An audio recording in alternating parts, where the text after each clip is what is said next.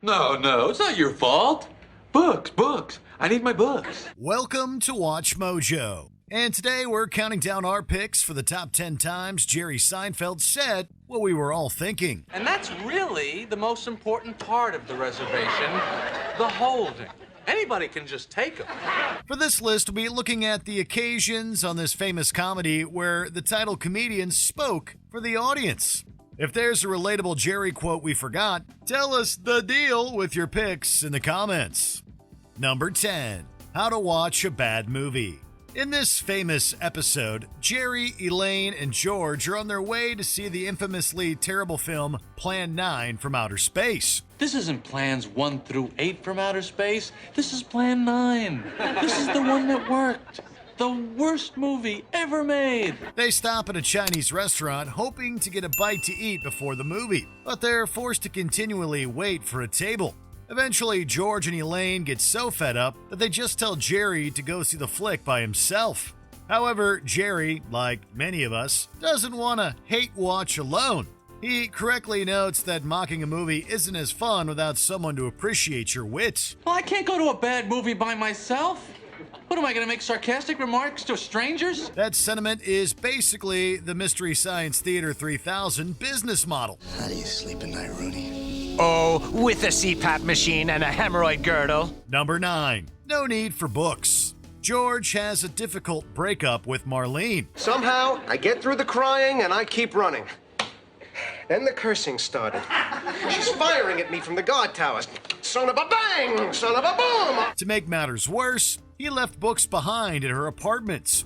Worried that he would relapse if he were to ask for them himself, he asked Jerry to retrieve them for him. But the comedian doesn't see the big deal with leaving the books behind. When George insists, Jerry calls out people who like to keep books. The comedian's relatable rant hits home because we all know someone who has a huge library at home. What is this obsession people have with books? They put them in their houses like they're trophies. What do you need it for after you read it? In fact, we might even be the kind of people who leave books to collect dust on shelves. At the end of the day, we think the fictional Jerry would prefer ebooks over any hard copies. Have you reread those books yet, by the way? You know, the great thing, when you read Moby Dick the second time, Ahab and the whale become good friends. Number 8. No new friends. In one episode, Jerry runs into a pool service technician from his health club named Ramon. The comedian's acquaintance is very eager to become friends. However, his persistence has Jerry leery of committing to a friendship. Oh, yeah? Where are you going? I don't know, stuff I gotta do. Hey, that's cool. I'm up for some stuff. All right. Despite his attempts at subtly letting Ramon down easily, the guy won't take a hint. Jerry finally gets so fed up that he flat out rejects him as a member of his friend group while they're riding the subway. I think we should separate here, actually. What are you trying to say, Jerry? Look, Ramon, you're a nice guy, but I actually only have 3 friends. I really can't handle anymore. We probably all felt like telling this to someone at some point or another. There's only so much time in our lives, and some of us have high standards for the friends we spend it with. Unfortunately for Jerry, Ramon doesn't take the rejection easily. What happened to all the towels? I guess they must have disappeared. Hey, Jerry, look at all the towels they got. I really hit the jackpot. Number 7. Moving day is a big deal. What's going on? He wants me to help him move. Help him move? Move what? You know, furniture. Many of us have come face to face with the insurmountable task of moving day, and the trial sure seems less daunting with the help of our buddies. But many people don't seem to realize just what a big favor this is. After developing a budding friendship with Keith Hernandez, Jerry is substantially reluctant to help the Yankee transport some furniture. Seinfeld considers this the biggest step in a platonic relationship. He expresses how much of a big deal this is in a great exchange with Elaine. That's a big step in a male relationship. The biggest. That's like going all the way. At one point or another, we've had to evaluate how close we were to someone before we commit to lifting anything. Hey, at least Keith didn't ask for a ride to the airport. What are you gonna do? You're gonna start driving him to the airport? I'm not driving him to the airport. Oh, boy, Hey, Kramer, do me a favor, would you? What? Don't mention it to anybody. I wish you never mentioned it to me. Number 6. Watching people date is awkward. Hi, Julie. Elaine, Julie. Hi. Oh, hi. Elaine's my middle name. Oh, mine's Ike. Hey, you want to get some lunch? Just had a big bowl of kicks. Since Jerry and Elaine were once romantically involved before staying friends, they often discuss dating and what it entails. But one of their most relatable conversations has to do with how uncomfortable it is on the outside. After seeing George out with a romantic interest, they talk about how they find the prospect of seeing other people on dates increasingly awkward. Dating really is starting to get embarrassing, isn't it? I know. You know, whenever I'm on a date, I always feel like people can tell. Jerry summed it up quite nicely with a hilarious quote. People on dates shouldn't even be allowed out in public. Well, that's right. I mean, it's embarrassing for them. It's painful for us to watch. Right. I'm going out with someone later. I'm not even taking her out of the house. Good for you. I don't need a bunch of people staring at us. Anyone who's had to see friends or strangers awkwardly try to bond knows exactly where the comedian's coming from.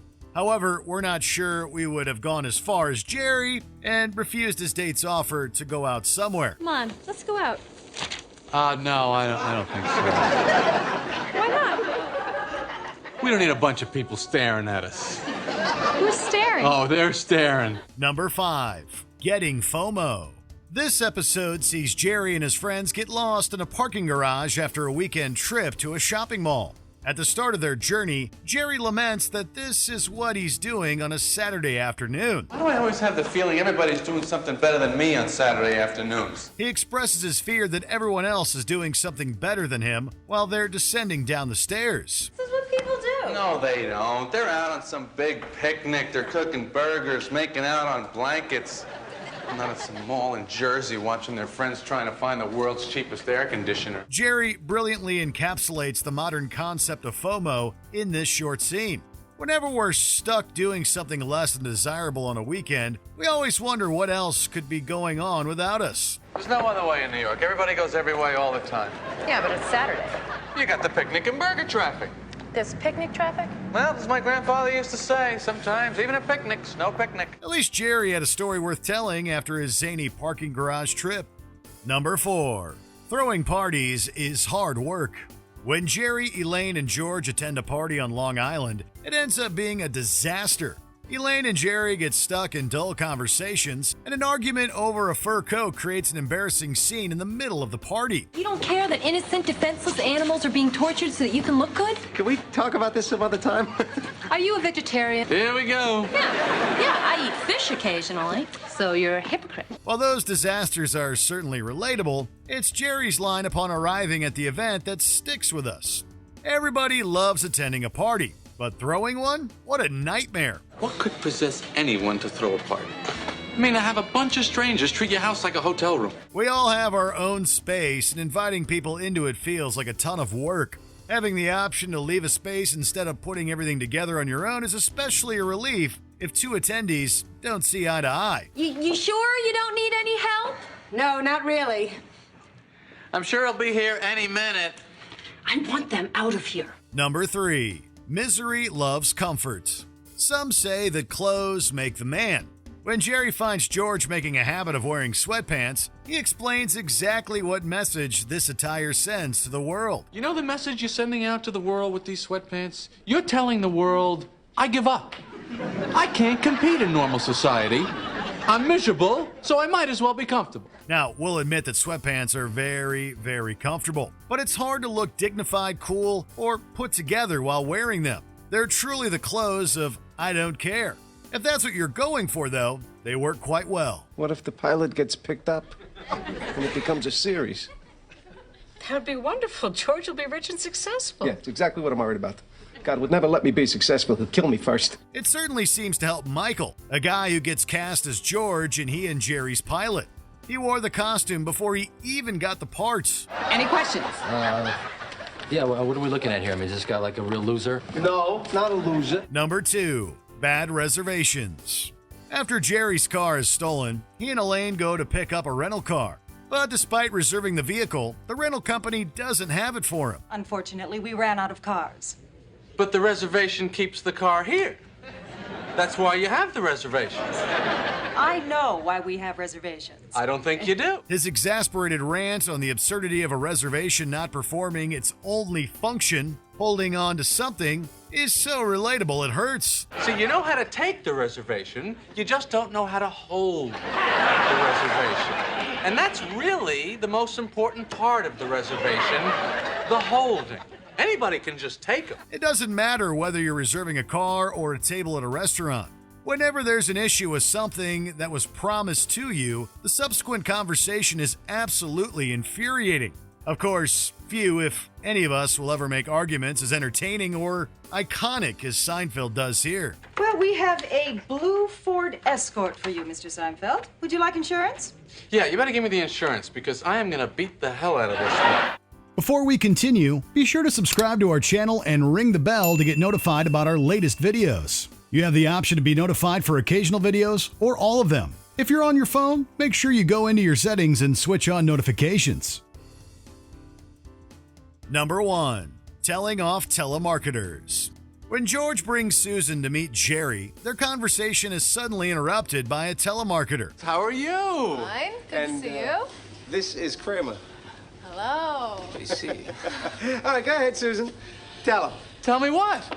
Well, I'm sorry, excuse me one sec. This gives the comedian the perfect opportunity to take down this highly annoying profession.